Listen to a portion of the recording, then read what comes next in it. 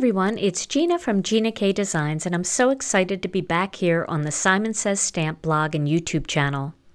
Today I'm going to make a fun card project called Glowing Sunflowers, and I'm going to use some ink blending and a Prismacolor pencil. The stamp set I'm using is called Bloom and Grow by Lisa Hetrick for Gina K Designs. I'm also going to be using our new Master Layout 7 die set, and that one was designed specifically to create mini slimline cards. I'm going to be using the stitched rectangle and the plain rectangle. To begin my card project, I'm going to start with a piece of cardstock that's cut a little bit bigger than the rectangle. And then I'm going to add a flag using the Master Layouts 5 die set. I'm going to begin with a little bit of embossing magic, and I'm going to rub that all over the surface of the card. Then I'm going to use some of the Gina K Designs embossing and watermark ink, and I'm going to stamp the open sunflower all over this card. Now I'm going to do one sunflower at a time.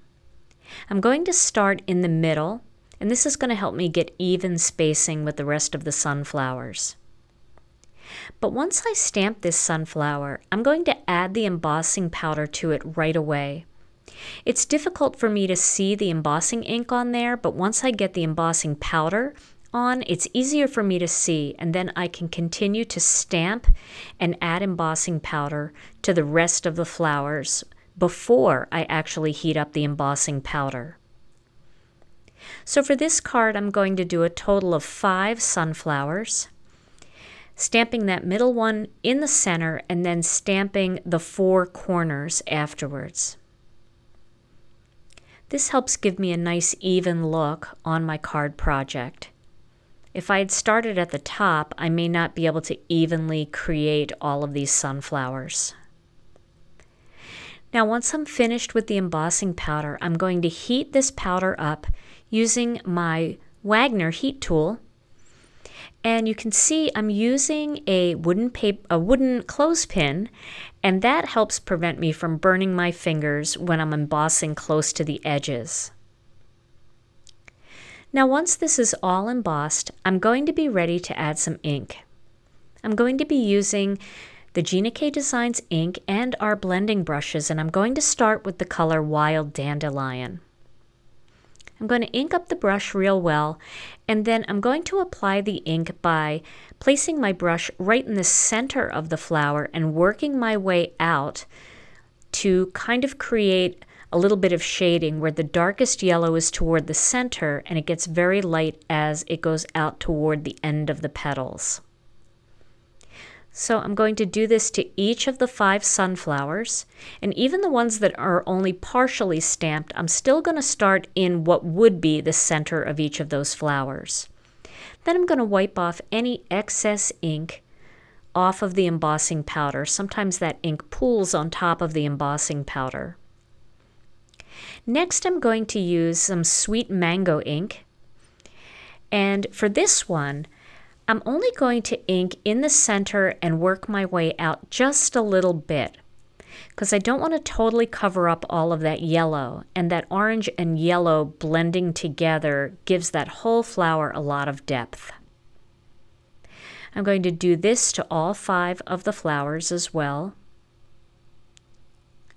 And then once I'm done that, again, I'm going to use that piece of paper towel and I'm going to remove any ink that is resting on top of that embossing powder. That's going to prevent contamination from one color to the next. Now I'm going to color the centers of the sunflowers using warm cocoa ink. And I'm just going to do a circular motion right in the center. So I'm not going outside of the center of the flower.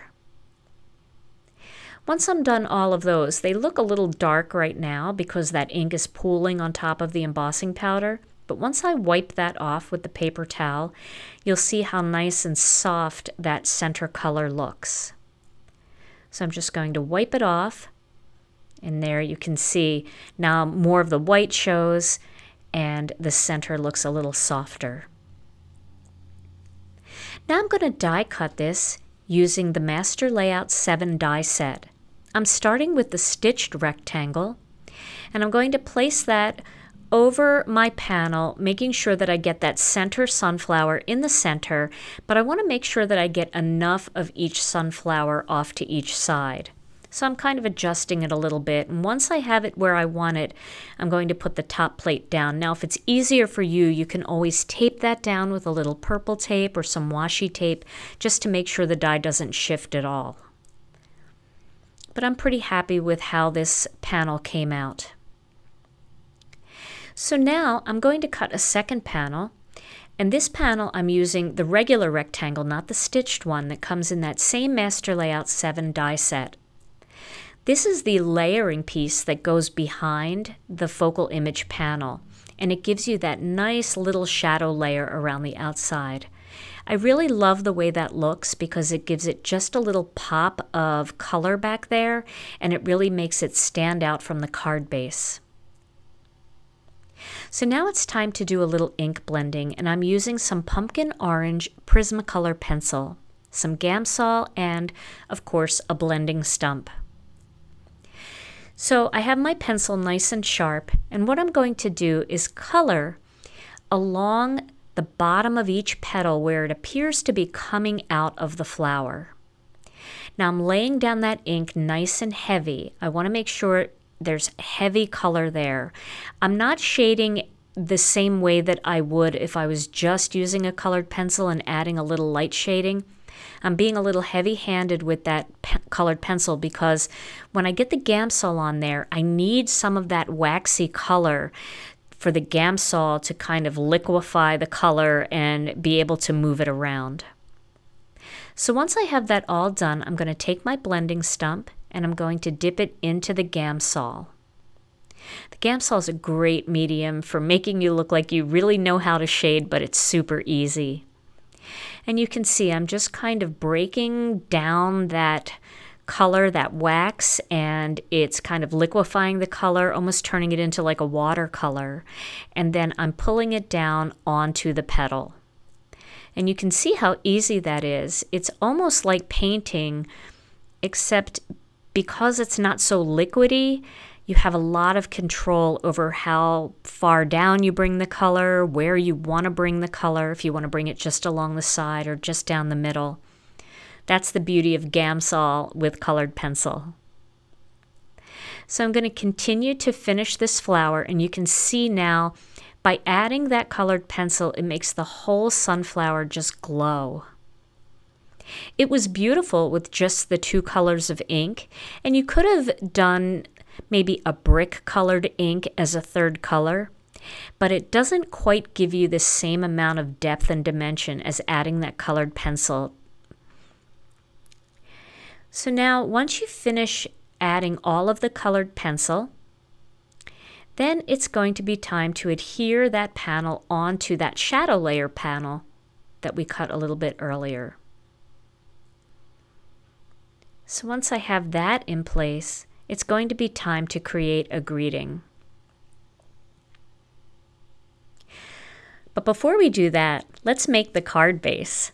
So what I have here is a white piece of cardstock that measures 6 1/4 inches by 6 1/2 inches. I have it turned on the 6 1/2 inch side, and I scored it at 3 1/4 inches to make the perfect mini slimline card base. This size will fit perfectly with the Gina K Designs mini slimline envelopes and also with the Simon Says Stamp mini slimline envelopes.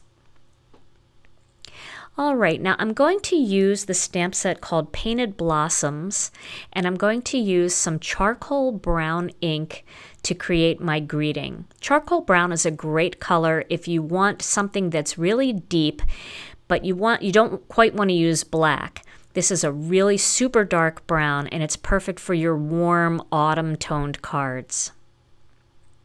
So I'm cutting this out using the flag die from the Master Layouts 5 die set by Gina K Designs.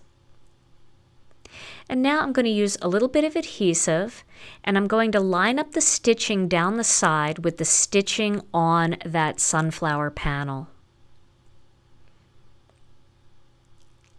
Now it's time to add a little embellishment to this card, so I'm going to use some of the Gina K Designs Disco Ball sequins, and I'm going to apply them with some Connect glue.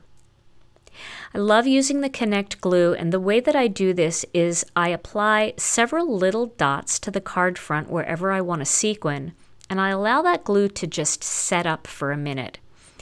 That makes it a little more tacky, and it makes it easier for the sequins to release from the jewel picker. So now I'm using the Marvy jewel picker to pick up sequins, and there's different size sequins in this pack. I'm going to use the smaller ones for most of the sequins here, maybe add a medium-sized one here and there. And you can add as many or as few sequins as you want. I tend to like odd numbers, so this time I'm adding 5 sequins, but you can really go to town and add as many as you'd like, or maybe you just like the simplicity of the card without the sequins. But you can see how that little bit of sparkle really adds something pretty. So that's my finished card project, and I hope that you enjoyed it. I do want to show you how our mini slimline envelopes work. They have a little adhesive flap, so you can peel that off and you don't have to lick the envelope, and then the card slips right in there and you can seal it. Now this doesn't cost you any additional postage, which I love, and it gives you just a different style of card to create. So once again, here's my finished card project, and I hope you enjoyed today's video, and I sure hope that you'll give this technique a try. Stay tuned to the Simon Says Stamp blog and YouTube channel for more fun videos. Thanks so much for joining me, and I'll see you again real soon.